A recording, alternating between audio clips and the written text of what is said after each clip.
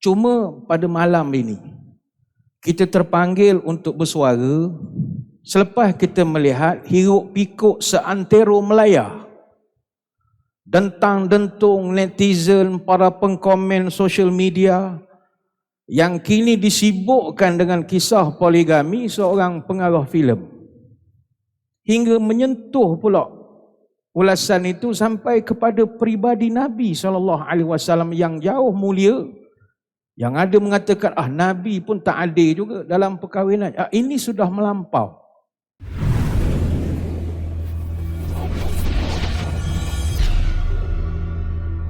Assalamualaikum warahmatullahi wabarakatuh. Bismillahirrahmanirrahim. Alhamdulillahi hamdan katsiran tayyiban mubarakan fihi kama yanbaghi li jalali wajhikal karim wa li azimi sultanik. Allahumma salli ala sayyidina Muhammadin abdika wa rasulika nabiyil ummi wa ala alihi wa sahbihi wa sallim. Nawaitu ta'alluma wa ta'lim wa tazakkura wa tazkir wa naf'a wal intifa' wal ifadah wal istifadah wal hatha ala tamassuki bi kitabillah wa sunnati rasulihi wa du'a ilal huda wa dalalah alal khair ibtigha'a wajhillah wa mardatihi wa kurbihi wa thawabihi.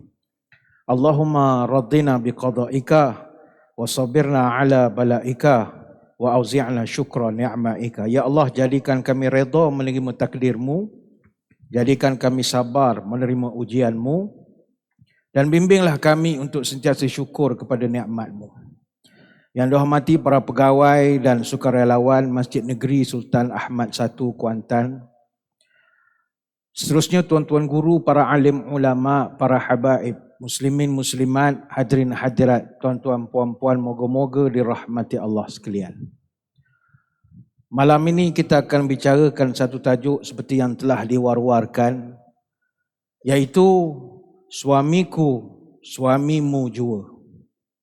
Hadirin hadirat sekalian, bagi yang mengikuti naratif ceramah-ceramah saya memang amat jarang sangat berbicara soal rumah tangga, topik-topik berkaitan perkahwinan ini. Saya tak berapa gemar.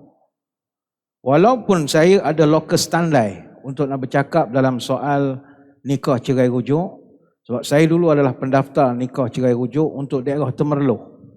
Bahasa kita panggil Tuan Qadi. Saya Qadi Temerloh tahun 2008. Jadi urusan nikah cerai rujuk ni forte saya. Tetapi saya kurang berminat dalam mana-mana ceramah, undangan, forum. Kalau berbicara soal rumah tangga ni, saya tak berapa gemar sangat. Sedangkan topik rumah tangga ni topik kegemaran. Sama ada penganjur-penganjur ataupun masyarakat, audiens sendiri. Sebab kontennya pun tak berat. Syarat dengan cerita-cerita kelakar, pasal orang kahwin dua, isteri gemuk dan macam-macam. Boleh buat lucu. Dan benda tu dekat dengan kehidupan audiens. Jadi saya lepaskanlah tajuk-tajuk rumah tangga ini kepada rakan-rakan penceramah lain untuk nak membicarakan cerita-cerita poligami dan sebagainya lagi.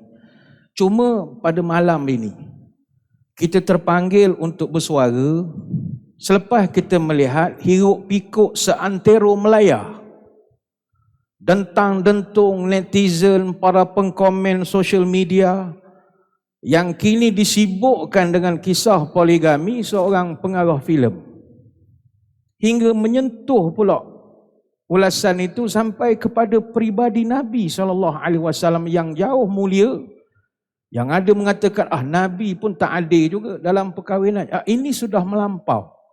Jauh sangat huraian dan komen-komen itu. Memang kisah ini sepanjang minggu ni hangat, tuan-tuan. Tenggelam segala cerita lain. Tenggelam. Hingga kan baru-baru ni Yang Berhormat Perdana Menteri ketika sesi dialog di Jakarta, dia beri respon terhadap soalan yang dibangkitkan oleh mantan Kepala Intelijen Indonesia, Jeneral Abdullah Mahmud Endro Priyono masa tu.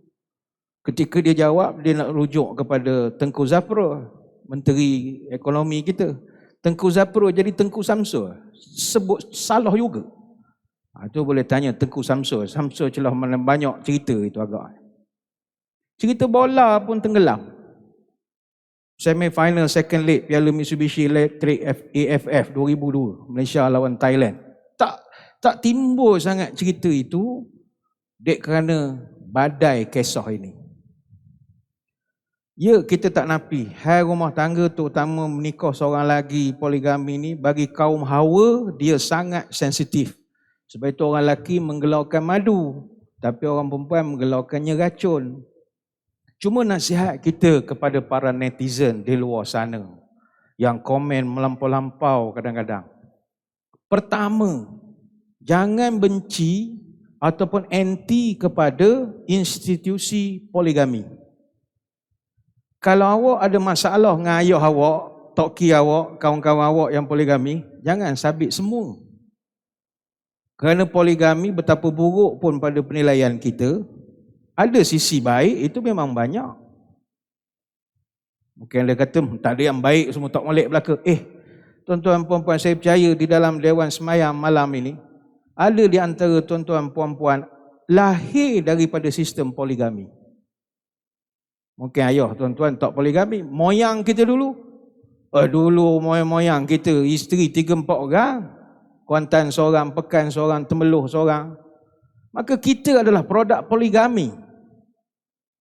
Maka jangan kita pukat belaka. Ni sistem yang tak bagus. No.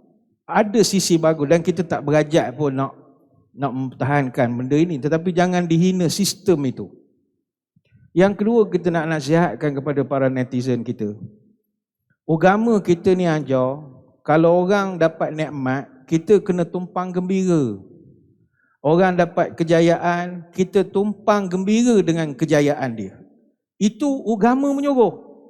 Sahabat pernah tanya Nabi, "Ya Rasul, apa amalan kalau saya buat Allah sayang pada saya?" Nabi menjawabkan, "Sururun yudkhilu 'alal muslim." Kamu masukkan kegembiraan dalam hati orang Islam. Sahabat tanya, "Macam mana caranya ya Rasul?" "Awak tumpang gembira je dengan kejayaan dia. Awak tumpang gembira dengan kegembiraan dia." Kata Anas bin Malik, "Man laqiya akhahu bima yuhibbu la yassarahu dzalika sarrahu Allahu azza wa jalla yaumal qiyamah." Siapa-siapa di antara kamu bertemu dengan saudaranya, bawa satu benda mengembirakan saudara dia, maka Allah janji akan gembirakan orang ni pada hari kiamat. Hadis riwayat Tabrani dalam Mu'jam Saghir. Maka bila orang dapat kejayaan, dia dapat nikmat, contohnya dia dapat cucu, nikmat untuk dia, kita kena tumpang gembira. Dia dapat apa? Dapat pingat kebesaran, jadi Tan Sri misalnya. Kita pun tumpang gembira. Jangan entang dia pula, dapat Tan Sri, sekolah sama aku, bodoh pada aku lagi. Apa kena mengena bodoh cerdik? Tak ada kena mengena. Jangan, gembira, tumpang gembira. Kita tahu kawan kita dapat duduk rumah baru, kita pun tumpang gembira. Kita tahu kawan kita dapat kota pergi haji tahun ni, kita tumpang walaupun hati kita, macam mana dia boleh dapat, aku lama dah tabung haji. Gembira dulu. Atau dia naik pangkat, kita tumpang gembira. Ini dia hentarnya naik pangkat, kuat bodek tu cium tangan bos. Apa ini? Apa lagi nikmat? Menikah seorang lagi misalnya, itu nikmat untuk dia. Maka kita kena tumpang gembira. Bukannya hentar satu Malaysia. Tumpang gembira. Jika kita tidak dapat beri manfaat kepada orang, jangan mudaratkan orang. Kalau kita tak boleh gembirakan orang, jangan jadikan orang sedih. Kalau kita tak reti nak muji, jangan mengeji. Itu sifat orang Islam. Itu yang kedua. Yang ketiga, kepada para netizen sekalian, awak jangan hina fizikal manusia lain. Dek kerana benci kepada seorang perempuan yang menjadi isteri kedua. Sebab isteri kedua ni sering dianggap sebagai perampah, perosok rumah tangga orang dan macam-macam. Lalu orang lemparkan dengan gelaran yang macam-macam. Ada yang baca komen kata, muka macam muka pengesat kaki. Apa benda ayat begini ni? Awak hina ciptaan Allah. Sedangkan dalam Quran, Allah Ta'ala warning dalam surah Al-Hujurat ayat 11, "Ya ayyuhalladzina amanu wala tanabazu bil alqab." Wahai orang beriman, jangan kamu cela sama sendiri dan jangan panggil orang dengan gelaran yang buruk. surah Al-Hujurat ayat 11. Orang yang menggelarkan sesama Islam dengan gelaran yang tak baik, orang itu akan dimasukkan ke dalam mahkamah Allah. Ada mahkamah khas di hari kiamat. Kata Sa'id bin Al-Musayyib, sebagaimana riwayat daripada Ibnu Abi Syaibah dalam kitab Al-Musannaf disebutkan, la taqul li sahibika, janganmu sebut pada saudaramu, ya himar, ya kalbu, ya khinzir. Janganmu panggil saudaramu, hei keldai, hei anjing, hei babi. Contoh. Fayaqulu laka yaumal qiyamah. Orang yang akan disoal pada hari kiamat. Aturani khuliqtu kalban au himaran au khinziran. Allah sendiri tanya pada kita, awak tengok dia ni dulu yang awak ngata dia anjing, keldai dan babi ni. Awak agak aku ni tak reti ke nak membeza cipta antara manusia dengan anjing, keldai, babi. Allah sendiri marah. Sebab itu makhluk ciptaan dia. Kenapa awak sampai peringkat benci ke dia, tak boleh kenal antara orang dengan anjing? Itulah soalannya. Sebab itu orang yang menggelarkan orang lain dengan gelaran yang tak baik, dalam hukum Islam boleh dihukum takzir. Dalam kitab Mukhtasar Al-Khalil jilid ke-8 disebutkan, man qala lirajulin yabnal fasiqah yabnal fajirah fa alaihi fi zalikal nakal. Siapa yang bercakap kepada saudara dia, wahai perempuan jahat, wahai perempuan fasik, wahai anak penzina, maka dia berhak mendapat hukuman. Wa man qala lirajulin ya himar atau yabnal himar fa alaihi nakal. Siapa yang sebut pada saudara se-Islam, hei keldai, ataupun oi anak keldai, maka orang itu akan dapat hukuman. Apakah hukumannya? Nabi kita kategorikan perbuatan menggelarkan orang sama Islam dengan nama yang tak baik dalam rangkaian dosa besar. Kata Ibn Mas'ud, sibabul muslim fusuqun wa qitaluhu kufrun. Nabi beritahu mencela orang Islam adalah fasik. Fasik maknanya dosa besar. Berperang dengan orang Islam adalah kekafiran. Ini hadis Bukhari Muslim. Maka hukumannya, kata Sayyidina Ali bin Abi Talib, innakum sa'altumuni 'anil rajuli yaqulil rajul ya kafir ya fasik ya himar wa laisa fihi haddun. Ali pernah kata, kamu tanya kepada aku bagaimana hukum orang mengata pada orang, kafir, fasik, orang jahat, keldai, wa innama fihi uqubatun minas sultan. Orang itu dia akan dikenakan takzir daripada pemerintah. Fala ta'udu fataqulu. Maka jangan diulang percakapan menghina orang. Cuma kita tak implement di sini. Kalau implement, penat pendawa raya sebab netizen hari-hari buat celaan. Tak boleh kita mengatakan orang, awak ni muka macam alas kaki, awak ni muka macam mok penyapu. Tak boleh. Tak boleh. Tidak ada hak. Itu ciptaan Allah. Itu yang ketiga. Yang keempat, ini yang mustahak. Jangan kebencian kita kepada orang lelaki yang berpoligami sampaikan kita punya komen membabit-babit dan mengaitkan dengan peribadi Rasulullah sallallahu alaihi wasallam. Asingkan. Jangan dimasukkan nama Nabi yang mulia di dalam komen itu. Jangan. Nama dia terlalu suci untuk dijadikan perdebatan sesama awak di dalam komen-komen itu. Elakkan juga kita memberi ulasan-ulasan yang boleh mewujudkan sebarang syubhah terhadap kemuliaan peribadi Rasulullah sallallahu alaihi wasallam. Contohnya baru-baru ni adalah saudara kita, dia menyindir orang yang poligami. Samalah macam Nabi yang menjadi penyebab turunnya surah At-Tahrim kerana pergeseran dia dengan Hafsah dalam kes Maria binti Syam'un radhiyallahu anhuma. Dia isteri Nabi ni, saya nak perjelaskan supaya tidak keliru di kalangan masyarakat. Surah At-Tahrim itu, mungkin tuan-tuan baru dengar malam ini, tapi di dalam masyarakat maya ni sedang hangat membahaskan tentang etika Nabi berpoligami berdasarkan surah At-Tahrim. Kita ingin jelaskan. Dalam Sirah An-Nabawiyah, Ibnu Hisham mengatakan bahawa Nabi ini dia ada ramai isteri.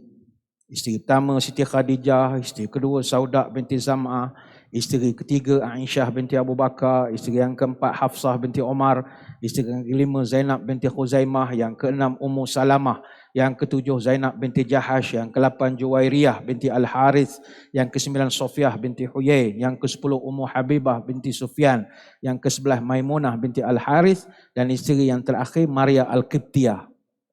Jadi Maria binti Syam'un ataupun dipanggil Al-Qibti ni, Qibti ni nama Mesir, dia orang Mesir. Hadiah, dia ni adalah hadiah daripada Raja Muqawqas atau Muqawqis sebagai balasan kepada Nabi yang menjalinkan hubungan diplomatik dengan Raja Muqawqis.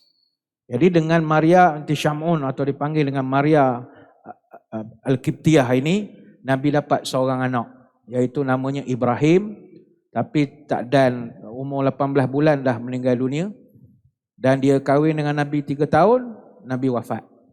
Dan lepas Nabi wafat, 5 tahun kemudian Maria Qibtiyah ni pula meninggal dunia. Jadi ada di kalangan saudara kita yang mengaitkan sebab turunnya ayat dalam Quran surah At-Tahrim adalah kaitan Nabi, masalah santunan dia kepada isteri-isteri dia. Kalau kita kaji daripada segi asbabun nuzul, ada 2 riwayat yang berbeza. Kenapakah turun surah At-Tahrim ayat yang pertama itu? Riwayat yang pertama menyebut kisah ini berkaitan Nabi SAW mengharamkan Maria Al-Qibtiyah daripada disentuh oleh Nabi berdasarkan satu riwayat hadis. Cerita dia begini. Nabi masa tu giliran bermalam di rumah Hafsah binti Omar, salah seorang isteri dia, isteri Nabi yang keempat. Jadinya kebetulan Hafsah nak pergi jumpa ayah dia Omar. Jadi Hafsah pun tinggalkanlah Nabi. Ketika itu Nabi telah mengajak, Hafsah tak ada. Nabi mengajak Maria untuk datang ke rumah Hafsah. Lalu Nabi pun mengadakan hubungan suami isteri. Tiba-tiba Hafsah balik. Hafsah marah. Dalam hadis riwayat Anas bin Malik, Hafsah bertanya, faqalat ya Rasulullah, ataf'alu hadha fi baiti wa fi yaumi? Ya Rasulullah, adakah tuan mengadakan hubungan suami isteri di rumah saya dengan orang lain, dengan isteri lain, dan pada hari giliran saya? Marahlah. Di hidup memadu ni jealous, memang begitulah. Takkanlah buat hubungan suami isteri di rumah saya, buatlah rumah dia, buat apa buat di sini? Jadi Nabi pun dia tak nak menimbulkan persengketaan. Lantas Nabi mengatakan, fa innaha alayya haramun wala tukhbiri bidzaka ahadan. Tak apa, jangan marah. Saya salah. Kalau begitu Maria haram ke atas saya. Dan minta tolong jangan kau cerita hal ni kepada orang lain.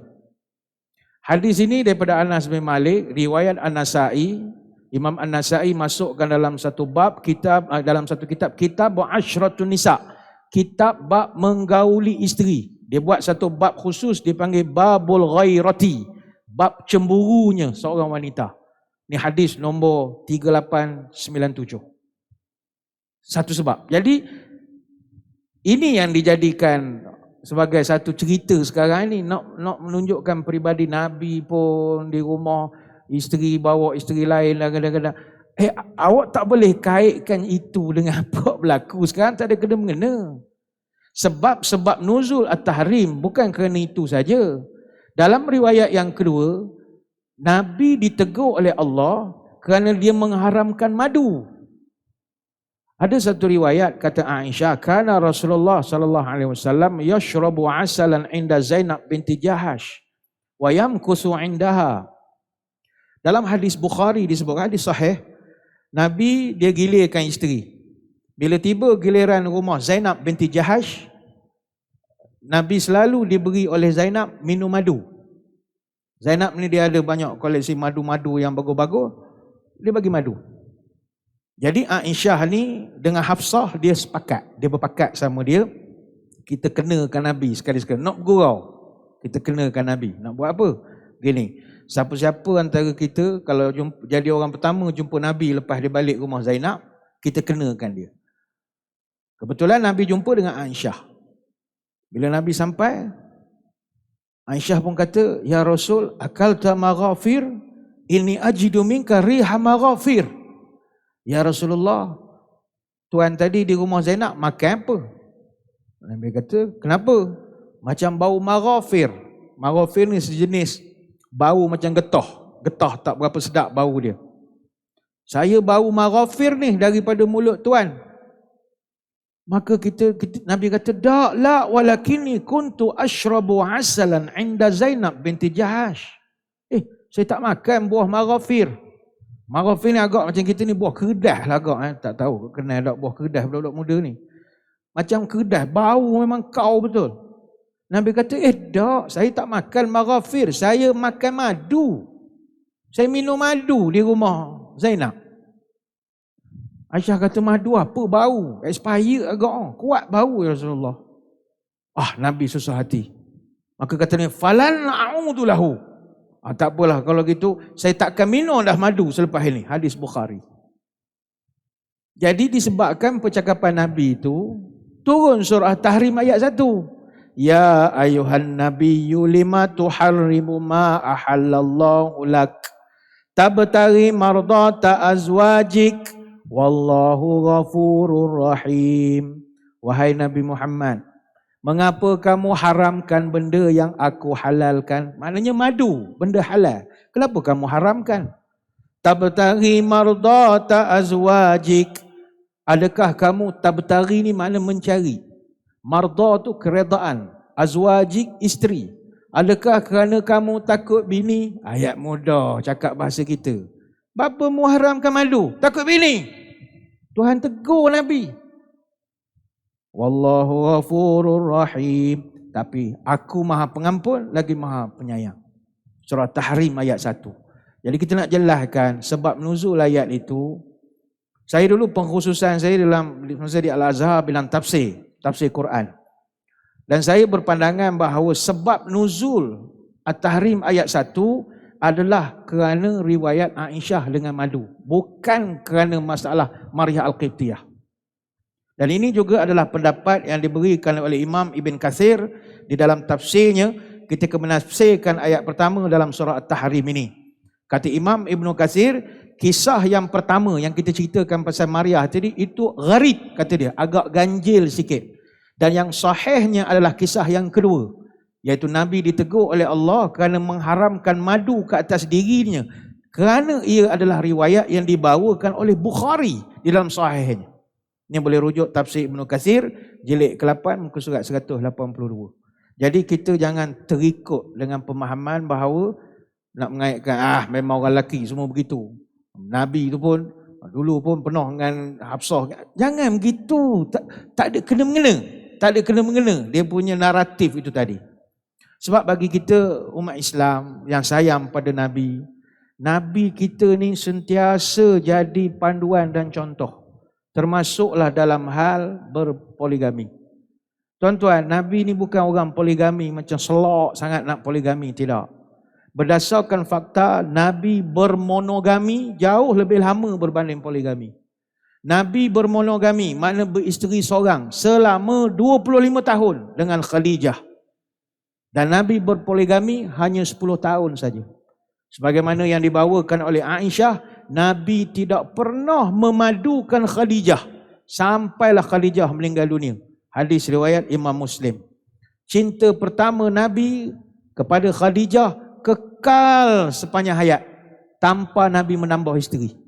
Maka poligami itu berlaku kemudian. Tuan-tuan nanti ada masa cari di pasaran, ada satu buku. Yang orang perempuan suka buku ini kalau kita hadiahkan. Tajuk bukunya Bahagiakan Diri dengan Satu Isteri. Tulisan Cahyadi Takaryawan. Bagus buku ini. Dia bawakan beberapa hujah-hujah bahawa kebahagiaan itu cukup dengan seorang isteri. Ini bagi hadiah, bagus buku ini. Maka Nabi pun memang berpoligami. Tapi Nabi berpoligami, majoriti isteri-isteri Ummahul Mukminin semuanya adalah balu dan ibu tunggal. Sebagai manifestasi, Nabi membela wanita.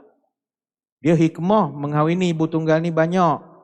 Kata Abu Hurairah, Nabi pernah menyebut, as-sa'i 'alal armalati wal miskin kal mujahidi fi sabilillah.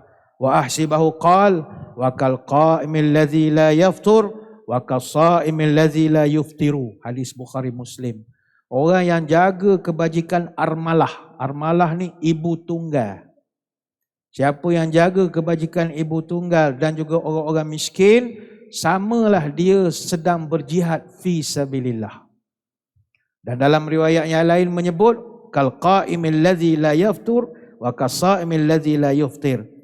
Dan pahalanya seperti seolah-olah dia ini sembahyang malam tak berhenti-berhenti ataupun berpuasa tak berhenti-berhenti puasa. Hadis Bukhari Muslim.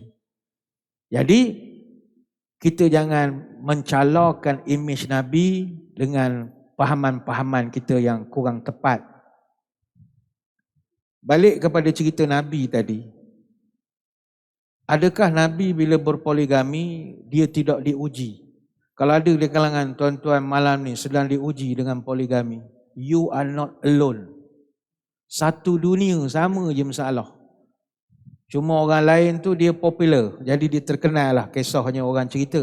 Kita ni tak ada orang kenal, jadi kita pendam seorang sajalah. Adakah Nabi tak ada masalah dalam rumah tangganya kerana poligami? Ada. Tetapi kesabaran Nabi luar biasa. Lepas tu pada orang lelaki, kalau sekarang ni teruk kenentang, orang kutuk, berjemaah kutuk pantai ke kita ni, sabar. Sabar itu subur. Enggak sabar masuk kubur. Sabar. Nabi dalam bab kesabarannya luar biasa. Bahkan kata para ulama, Nabi ni jangan bandingkan kita kesabaran dia dengan isteri. Dengan Nabi-Nabi yang lain pun, dia tetap paling tinggi sabar. Sebab ada di kalangan Nabi-Nabi pun tak sabar dengan isteri. Bukan kita hina, tidak. Sebab cerita mereka ni disebut dalam Quran. Sebagai contoh, Nabi Ayub alaihissalam. Kita hormat dan sayang dia. Tapi Allah rekodkan dalam surah Sad ayat 44. Dia pernah nak pukul isteri dia. Allah rekodkan, wa khudh biyadika dighsan fadrib bihi wa la takhnaz inna wajadnahu sabiran ni'mal abdu innahu awwab. Wahai Ayub, ambillah seikat rumput, pukullah isterimu dengan rumput itu dan jangan melanggar sumpah. Surah Sad ayat 44. Apa sebab nuzul ayat ini? Kenapa Allah rekodkan cerita ini? Isteri Nabi Ayub namanya Rahmah binti Afraim. Ada setengah kitab sebut namanya Laya binti Minsah. Nabi Ayub sakit lama. Ada berbezalah pendapat para ulama. Ada yang mengatakan, kata Ibn Syihab, 18 tahun sakit. Dia kena sakit kusta. Jadi isterinya memang setia jaga dia. Isteri dia seorang tu je jaga dia. Tiba satu hari berlaku satu pergeseran rumah tangga. Nabi Ayub cari dia, isteri dia tak ada. Adalah dia nak air ke apa ke, tak ada. Isteri balik, Ayub marah. Orang sakit kan, marah. Dia ke mana? Ada pergi jumpa orang ni. Dah tak nak jaga aku lagi dah. Jadi isteri pun marah lah. Kenapa nak mau marah ni? Keluar je pun. Akhirnya jadi pertengkaran. Nabi Ayub terlepas cakap, demi Allah, aku kalau sihat, aku rotan ke 100 kali. Nabi Ayub cakap begitu.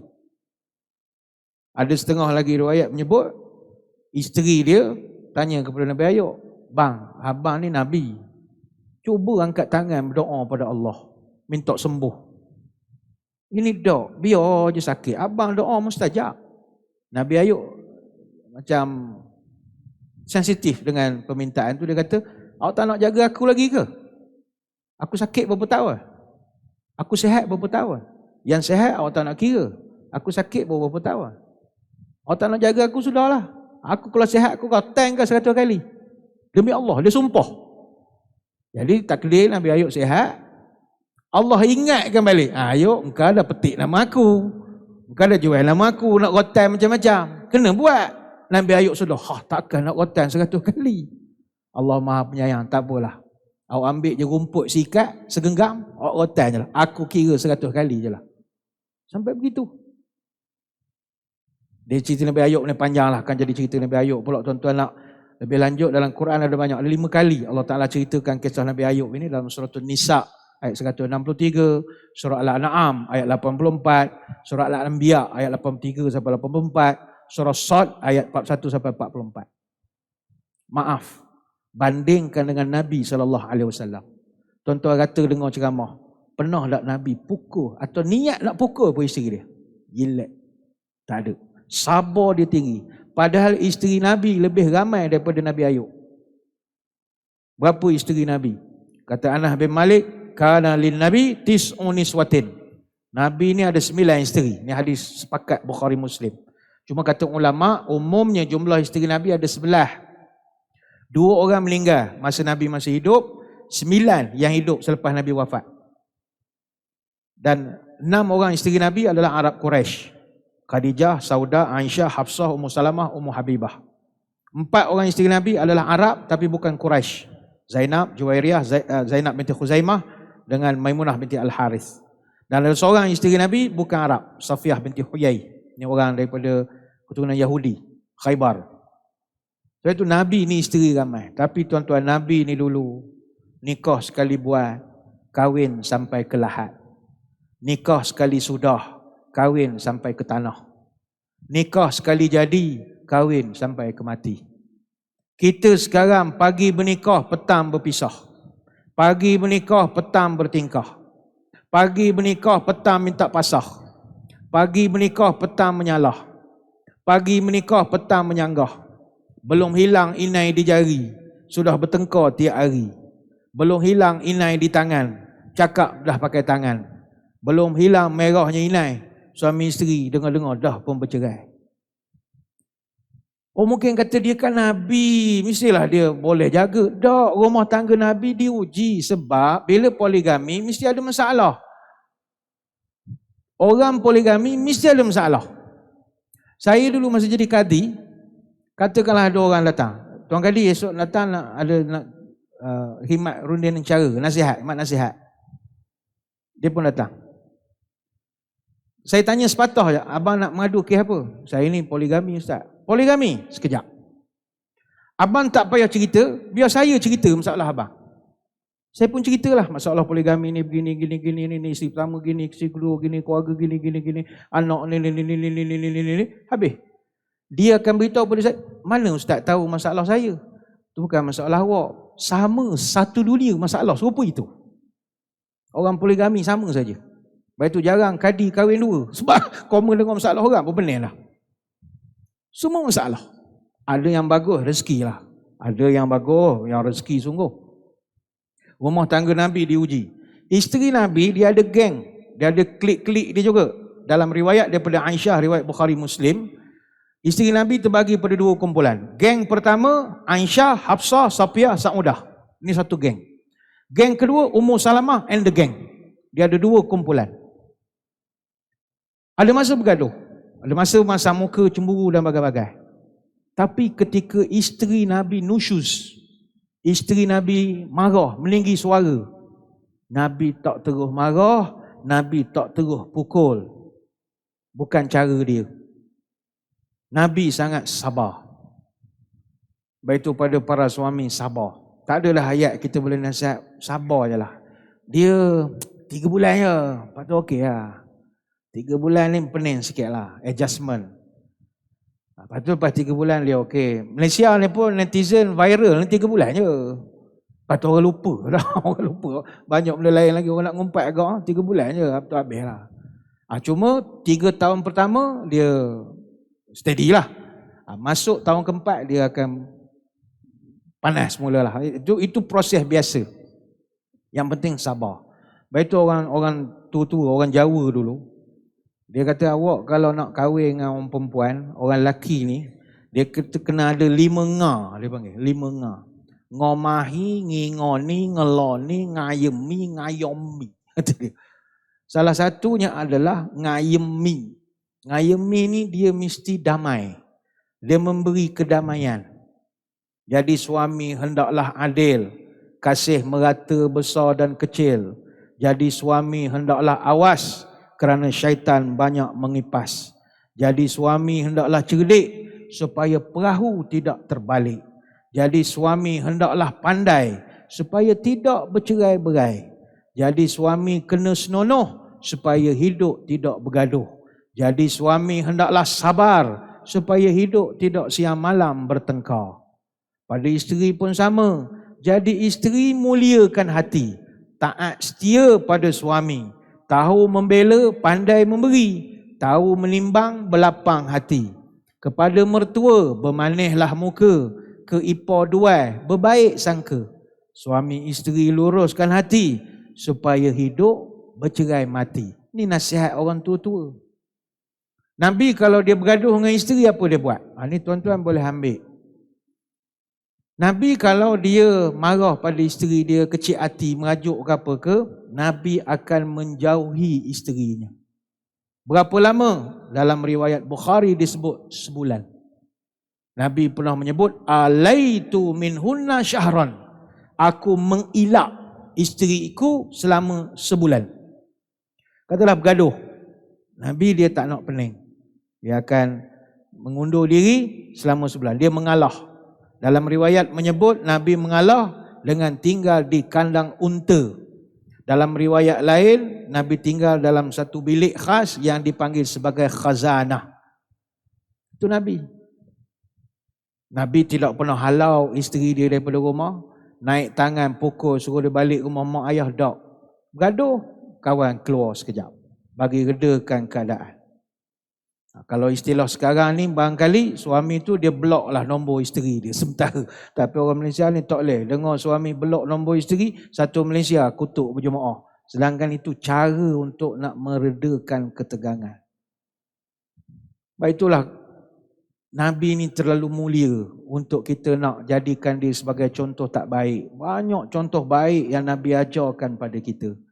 Antaranya kesabaran dia menghadapi kerenah isteri-isteri dia. Kerana seperti kita maklum, kaum Hawa dia ada banyak kerenah, dia ada banyak kekurangan. Orang perempuan adalah kelemahan-kelemahan dia. Kadang kuat belete, pom-pom, hantar mesej ke suami, maki hamun ke apa. Agak dia nak marah ya, suami menikah seorang lagi. Marah dia. Tak ngabar ke dia, contohlah. Memang dia marah lah, nak lepas pada siapa. Wah, marah hari ni pening, aku pening dah ni ustaz. Ngapa pula? Allah balik rumah kena belete. Pom pam, pening kepala ni. Janganlah marah. Orang perempuan belete itu biasa. Dia kalau dia tak belete baru luar biasa. Diam je daripada pagi sampai ke malam, itu something wrong. Tapi kalau dia pom, itu biasa. Anggap je lah tuan-tuan macam dengar cerita Go Shop sajalah. Pom, tak tahu benda dia jual. Kalau tuan-tuan malam ni ada pening, ustaz aku ni pelik betul lah. Hak kahwin orang lain, hak kena marah aku. Dulu masa Saleh Yaakob kahwin, aku juga kena marah. Hak ni Samsul Yusof kahwin, aku juga kena marah. Apa pesen begitu, pom. You are not alone. Satu dunia, hatta daripada zaman Nabi SAW, para sahabat pun mengeluh pada Nabi, isterinya pom, tak berhenti bercakap. Pernah satu ketika tuan-tuan, Umar Al-Khattab radhiyallahu anhu.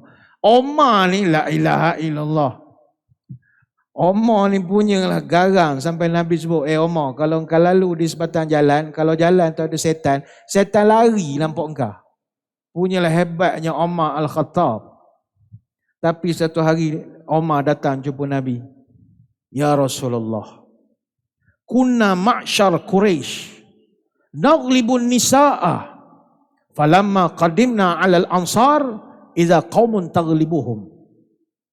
Umar kata, ya Rasulullah, kita ni keturunan Quraisy. Orang Quraisy tak takut bini. Bini takut dengan kita.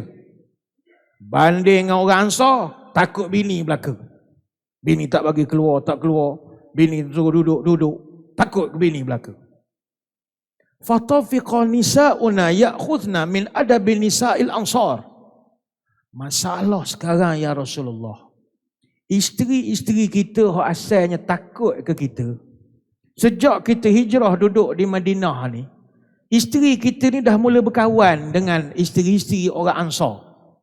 Dia dah berjumpa, ada puspanita, ada agak lah dia, ada perkumpulan sesama dia. Akhirnya ya'khuzna min adabin nisa'il ansar.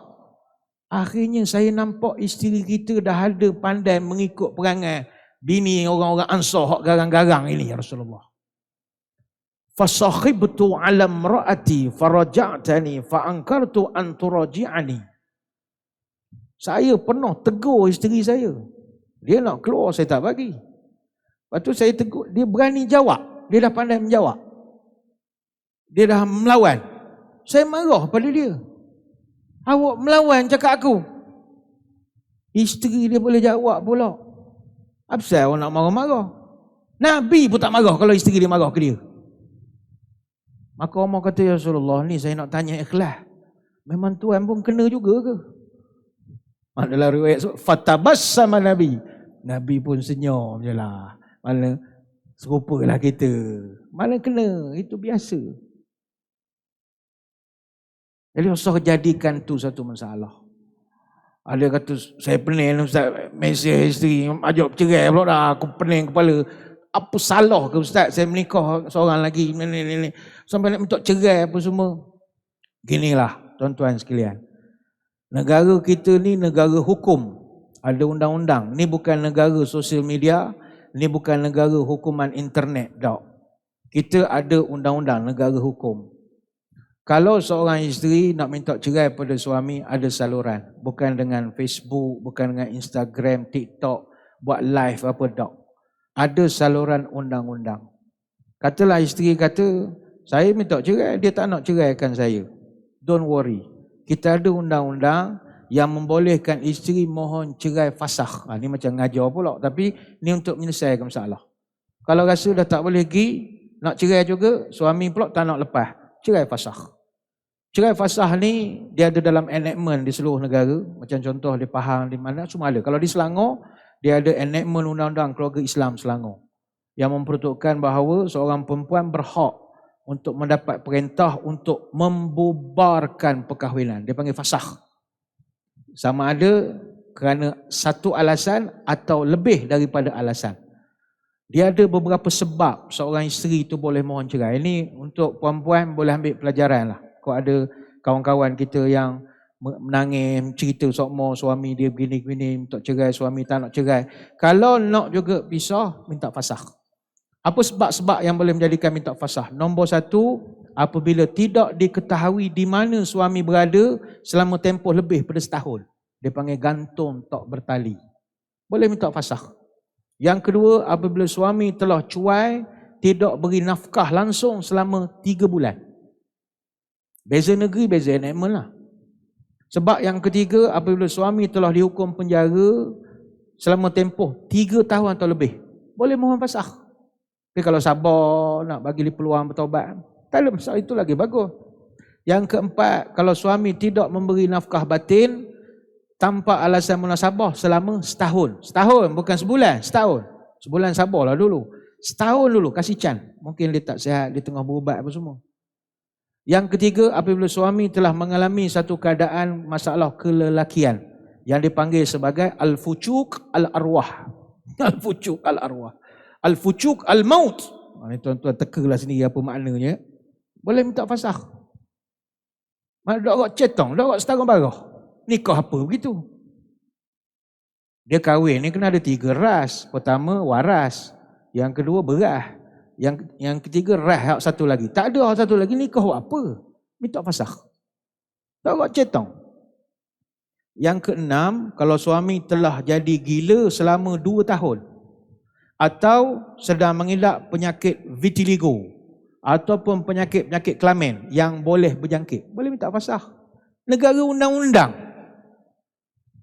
Dan juga isteri boleh juga minta fasakh kalau dia dikahwinkan oleh bapanya, oleh datuknya sebelum umurnya 16 tahun.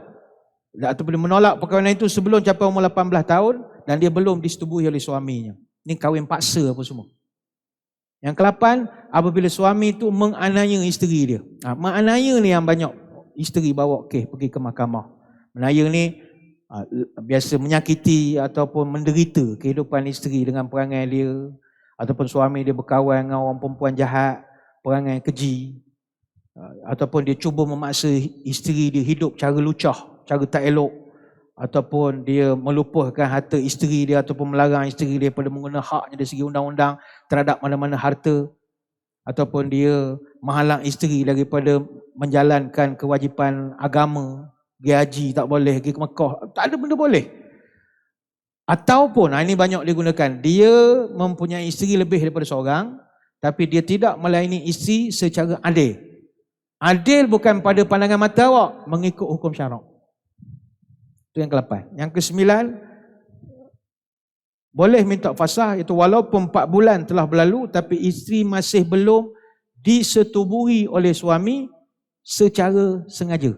Enggan sebab suami tak suka ke dia, kahwin pula ambil hati mak, 4 bulan tak usik langsung, janda berhiah, boleh minta fasakh. Dia ada banyak. Ertinya kita negara hukum, ada mekanisme untuk nak minta pembubaran. Ada yang tanya, oh bagus ni ustaz, macam mana cara saya nak buat? Lantik peguam. Jangan urus sendiri, kena buat bahasa undang-undang. Sebab nak buktikan suami tidak adil, nak buktikan apa? Kena ada lawyer. Saya tak mampu ustaz, gaji kecil, pergi ke BBG, Biro Bantuan Guaman, percuma saja. Mohon di mahkamah, jangan mohon dalam sosial media. Tak ada. Macam mana tu, bukan ini undang-undang. Cuma ingat kepada orang perempuan, pembubaran ikatan perkahwinan secara fasakh termasuk dalam kategori talak bain sughra. Apakah makna talak bain sughra? Malam ni orang yang dah kahwin, kalau tak tahu apa itu talak bain sughra, jelas menunjukkan dia tak pergi kursus kahwin. Ataupun ketika subjek itu dia pergi Pontian, entah mana pergi Merun, kita tak tahu. Ini tajuk wajib kursus. Talak bain sughra membawa maksud apabila mahkamah telah memutuskan bubar perkahwinan, mereka tak boleh rujuk semula. Nak kahwin semula boleh, kena akad yang baru. Jadi bukan satu benda yang sewenang-wenang yang digunakan. Sebab tu ingat ya, cerai ni sedap minta. Ceraikan saya. Ceraikan je lah saya. Daripada hidup pemadu, cerai je lah. Oh, jaga semua anak, padai dengan muka. Aku nak jaga pasang badan, aku nak kahwin baru. Kahwin dengan Tan Sri, padai muka awak. Cerai ni memang sedap nyebut, tapi kalau dah dapat, terduduk. Sebab bila kita bercerai, kita akan penat turun naik mahkamah. Apa sebab? Banyak proses. Cerai-cerai lah. Apa prosesnya? Pertama, tuntutan muta'ah. Muta'ah ni harta yang wajib diberikan oleh suami kepada bekas isteri yang pernah dia setubuh, kalau perceraian itu bukan berpunca daripada isteri dan bukan daripada kematian suami. Nak kena bayar muta'ah. Dan perkara ini disebut dalam Quran, surah Al-Baqarah ayat 241. Pakaian, barang-barang, duit. Cuma nak minta dengan suami, ingat dia senang nak bagi. Dia pun ada malas dia juga, kedekut dia juga. Jadi mahkamah. Itu tuntutan muta'ah. Nak minta tuntutan nafkah iddah, turun naik mahkamah. Tuntutan nafkah iddah ni bagi isteri yang diceraikan oleh suami selepas disetubuh, wajib melalui proses iddah. Dan menjadi tanggungjawab suami mesti sediakan keperluan-keperluan bekas isterinya dalam tempoh iddah, makanan, pakaian, tempat tinggal dan apa-apa yang dipikirkan munasabah, terutama dari sudut perubatan. Nak tuntut itu lagi. Yang ketiga, ini paling banyak bergaduh, tuntutan hadanah. Hadanah ni nama lainnya tuntutan hak jagaan anak-anak yang masih kecil yang belum boleh berdikari. Turun naik. Nak duduk dengan ayah ke, duduk dengan mak ke. Kalau sanggup lah. Siang malam. Kita jadi masalah lain pula lah. Yang keempat, nak uruskan tuntutan nafkah anak. Apa lagi? Tuntutan harta sepencarian. Kita nak uruskan tuntutan tunggakan hutang-hutang kita. Kita, macam-macam lah. Artinya bukan semudah ceraikan jalan saya, biarlah kita berpisah, awak buatlah awak. Tak, lepas tu banyak kerja lain. Kalau tuan-tuan sanggup hidup tak ada tuntutan, lah tak ada. Baik itu di penghujung ni, marilah kita seluruh para suami isteri sekalian, kita ikut perintah Allah dalam Quran lah. Allah Ta'ala sebut dalam surah Al-Baqarah ayat 187, Uhilla lakum laylatas siyamir rafathu ila nisaikum hunna libasul lakum wa antum libasul lahun. Allah Ta'ala sebut, isteri kamu adalah pakaian kamu. Kamu adalah pakaian pada isteri kamu. Cuba kita pandang ayat ini daripada perspektif yang hikmah. Kenapa Allah umpamakan isteri kita ni pakaian kita, kita ni pakaian isteri? Apa fungsi pakaian? Pertama, fungsi pakaian menutup aurat. Fungsi kedua pakaian melindungi dari cuaca. Panas ada baju panasnya, sejuk ada baju sejuknya. Dan fungsi pakaian yang ketiga adalah perhiasan. Allah nak beri satu pelajaran pada kita. Hei suami isteri sekalian, pertama, mu mesti menutup aurat. Apa artinya? Sebarang aib, kekurangan pasangan jangan diceritakan pada orang. Sebagaimana badan kita ni ada aib, kita tutup dengan pakaian, nampak smart. Padahal perut menggelebih, kita tutup ikat engkau plekat, nampak segok je. Padahal perut boroi, kita tutup kekurangan itu dengan pakaian. Maka kalau suami ada kekurangan, jangan cerita ke orang. Isteri ada kekurangan, jangan cerita ke orang. Cerita dalam Facebook tak boleh, tutup aib dia. Kata orang tua, kalau balik rumah mak mentua tanya, awak duduk dengan suami bagus tak? Makan sedap tak? Sedap, mak hari-hari makan sedap. Kata orang tua, walau makan bayam, diam. Bilang saja makan ayam. Selesai masalah. Jangan kutuk, kebulu aku mak, laki aku kedekut, duit tak ada, hari-hari makan singgang. Buruk tak? Cakap hari-hari makan KFC mak, sebut ya. Jangan cerita yang buruk. Yang kedua, melindungi. Pakaian ni melindungi. Kita pergi luar negara, Northern Hemisphere, ni bulan Januari, Februari sejuk. Kita kena bawa jaket, melindungi dari sejuk. Pergi negara panas, tak guna pakai jaket, pakai t-shirt pagoda saja. Artinya, pakaian melindungi. Suami mesti lindung isteri. Jangan pukul, jangan dera, jangan terajang, jangan sepak. Isteri kita bukan papan skateboard. Sebelum main digilak-gilak, dah main dipijak-pijak. Isteri kita bukan macam main badminton. Belum main dilurut-lurut bulu tangkis, dah start main disemeh sekuat-kuat hati. Isteri kita bukan macam bola sepak. Belum dapat dikejar-kejar, dah dapat ditendang sekuat-kuat hati. Isteri kita ni macam jari. Hilangnya takkan ada ganti, lukanya sembuh sendiri, hilangnya tak ada ganti. Jadilah isteri kita ni seperti kita main rugby. Belum dapat dikejar, dah dapat dipeluk sekuat-kuat hati. Peluklah. Dan yang ketiga, yang terakhir, pakaian tu sifatnya adalah perhiasan. Perhiasan ni apa? Pakaian ni perhiasan. Perhiasan ni benda hak kita megah nak kongsi, nak tunjuk pada orang. Orang pakai selipar mahal, Prada, dia nak tunjuk selipar dia. Dia pakai pen, ada brand, Montblanc. Walaupun kadang pen tu nampak penutup, bila kita pinjam, rupa ada penutup je, pen pun tak ada, rupa pen hilang, tinggal penutup. Tapi dia megah pakai, sebab Montblanc. Artinya kita, suami, bangga dengan isteri kita. Oh, isteri saya ni bagus, bangga dengan dia. Si isteri pun bangga dengan suami, walaupun adalah keburukan-keburukan.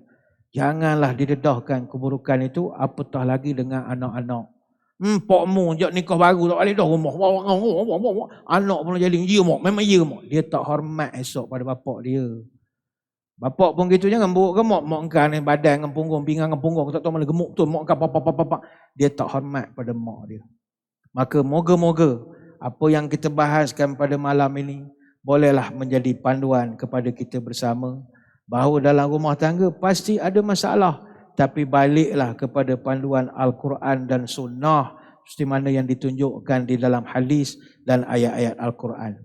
Saya kira sekadar itu, sekali lagi kepada para netizen, jangan busybody dengan masalah orang. Biarlah mereka selesaikan masalah mereka, kerana negara ini adalah negara hukum. Ada undang-undang, ada cara untuk menuntut hak kita. Sekadar itu, terima kasih di atas kehadiran. Mohon maaf sebarang kekurangan. Moga-moga kita bertemu pada lain-lain kesempatan. Sebelum berpisah, mari kita menadah tangan berdoa. Moga majlis diberkati ilahi. A'udzubillahi minasyaitonirrajim. Bismillahirrahmanirrahim. Allahumma salli wa sallim ala Sayyidina Muhammadin salatan tukhrijuna biha min zulumatil wahmi. Allahumma tawil umurana wa sahih ajasadana wa nawwir qulubana wa thabit imanana wa ahsin a'malana wa wasi' arzaqana Wa ilal khairi qarribna wa li syari ab'idna waqdi hawaijana fid dini wad dunya wal akhirah innaka ala kulli syai'in qadir. Ya Allah, panjangkanlah umur kami, sihatkanlah tubuh badan kami, terangkanlah hati kami, tetapkanlah iman kami, elokkanlah amalan kami, luaskanlah rezeki kami, dekatkanlah kami dengan kebaikan, jauhkanlah kami dari kejahatan. Kabulkanlah segala doa kami sama ada dalam urusan agama, dunia ataupun akhirat. Subhanakallahumma wa bihamdika nashhadu an la ilaha illa anta nastaghfiruka wa natubu ilaik. Wa sallallahu ala sayyidina Muhammadin wa ala alihi wa sahbihi wa baraka wa sallam. Alhamdulillahi rabbil alamin. Segala itu wabillahi taufiq wal hidayah. Assalamualaikum warahmatullahi wabarakatuh. Wallahu a'lam.